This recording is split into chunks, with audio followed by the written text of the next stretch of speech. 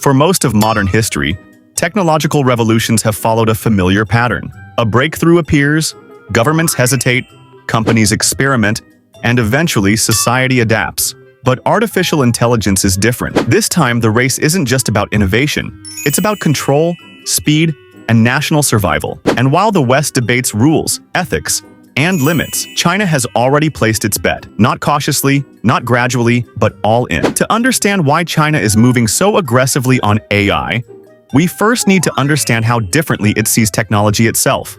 In the West, AI is often treated as a powerful but dangerous tool, something that must be carefully regulated before it grows too influential. Policymakers worry about job losses, bias, misinformation, and privacy. These concerns are real, and they matter, but they've also slowed decision-making. Every major step forward is followed by hearings, pushback, and internal disagreement. China looks at the same technology and sees something else entirely. It sees leverage. For Beijing, AI is not just about smarter apps or better recommendations. It's about economic independence, social stability, military advantage, and global influence.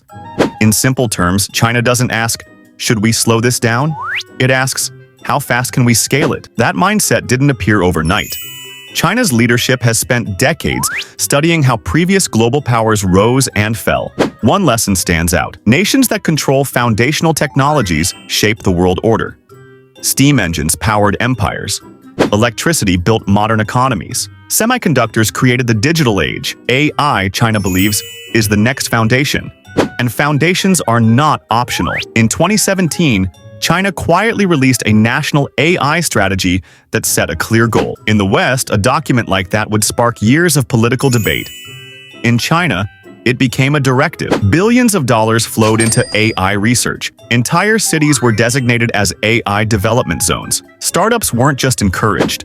They were aligned with national priorities. Data, often restricted in Western countries due to privacy laws, became a strategic resource. With a population of over 1 billion people and fewer barriers to data collection, China gained something AI systems crave above all else: scale. More users, more behavior patterns, more real-world training. While Western companies worried about lawsuits and compliance, Chinese firms trained models on vast, messy, real-world data.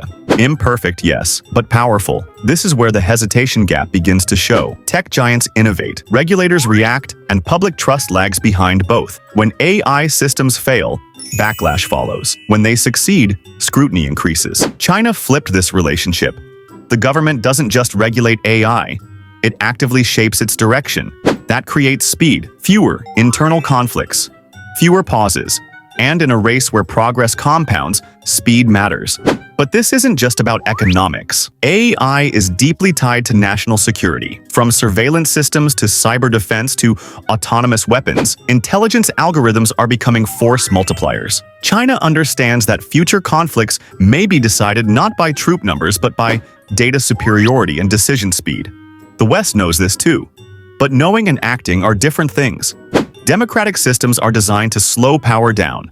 That's a feature, not a flaw. But when facing a centralized system willing to move fast and accept risks, hesitation becomes a vulnerability. There's also a psychological difference at play.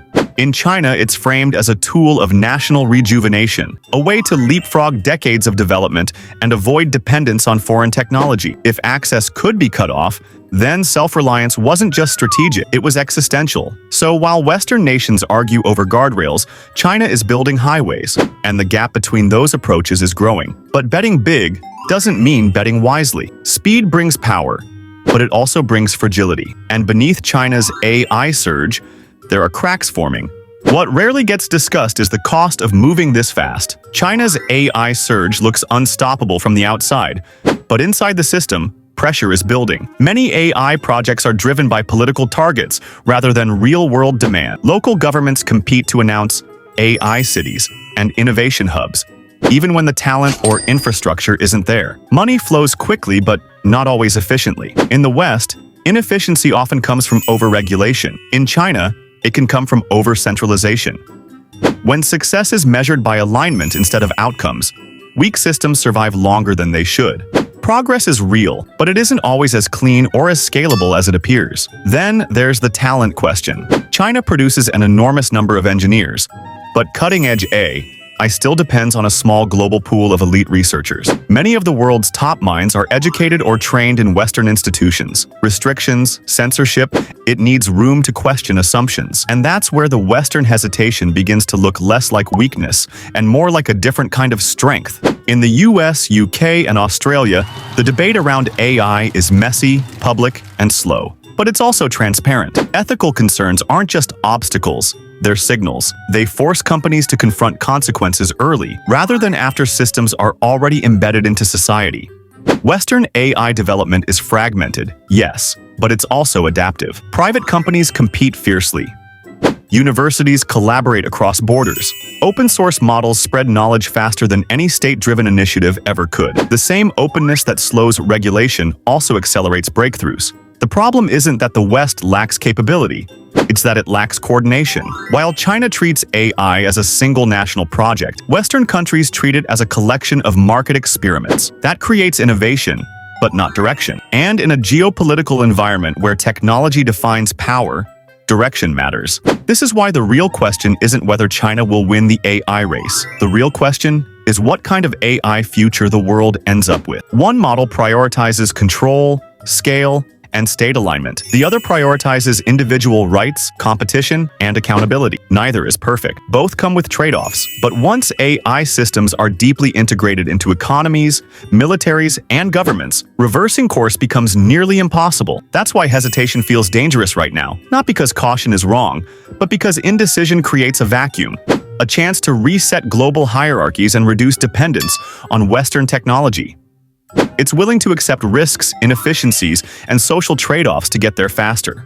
The danger isn't that the West is thinking too carefully, it's that it's thinking in fragments. Ethics here, innovation there, security somewhere else. Without a unified strategy, even the most advanced technology can lose momentum. AI doesn't wait for consensus.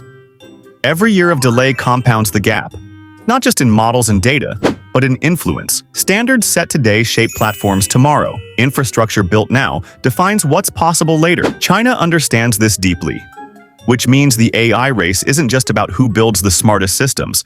It's about who decides how intelligence itself is used, governed, and normalized across the world. And that decision is being made right now, quietly, line by line of code, policy by policy, investment by investment. The West still has time, still has talent, still has leverage. But only if hesitation turns into intent. Because in this race, standing still is the same as falling behind. If you found this breakdown valuable and want more deep, grounded analysis on technology, power, and the choices shaping our future, make sure to like the video, subscribe to the channel, and share your thoughts in the comments. Your perspective is part of this conversation, and it matters.